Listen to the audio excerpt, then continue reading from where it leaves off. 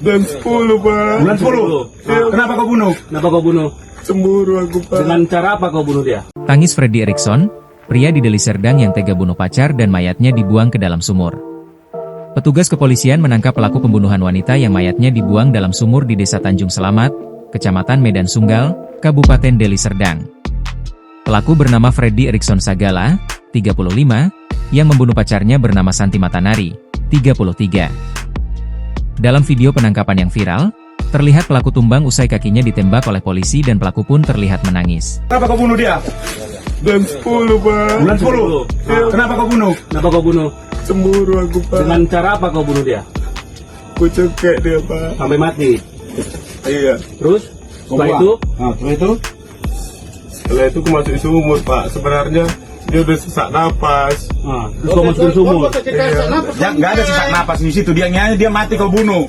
Diketahui, setelah membunuh Santi Matanari, Freddy berusaha mencoba menutupi kejahatannya dengan membuang mayat korban ke dalam sumur.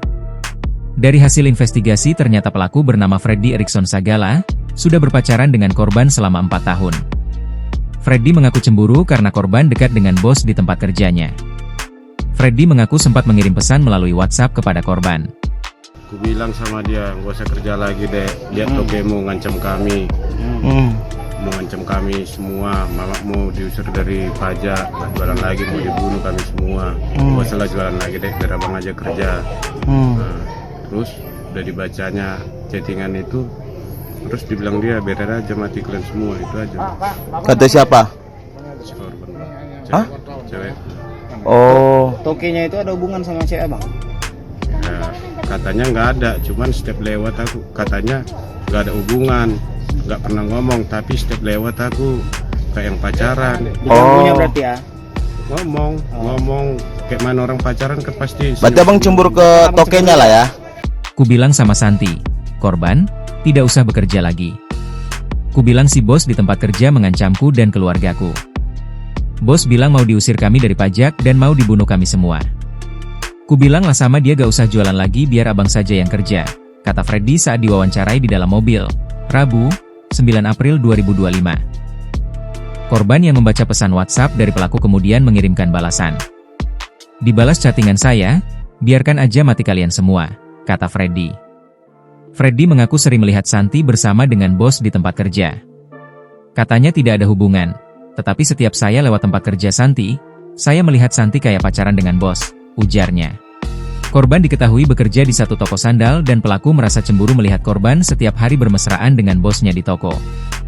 Diketahui, pembunuhan tersebut terjadi pada 30 Oktober 2002.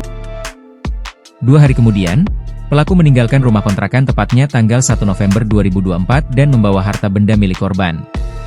Mengambil barang-barang korban, uang korban Rp100.000, KTP, 1 unit HP dan 1 unit sepeda motor Honda Vario berplat BK 3056AI warna hitam, katanya. Freddy kemudian menggadaikan sepeda motor milik korban di Sentral Gadai yang berada di Padang Bulan sebesar Rp2 juta, dan setelah itu pelaku pergi ke Kebali G.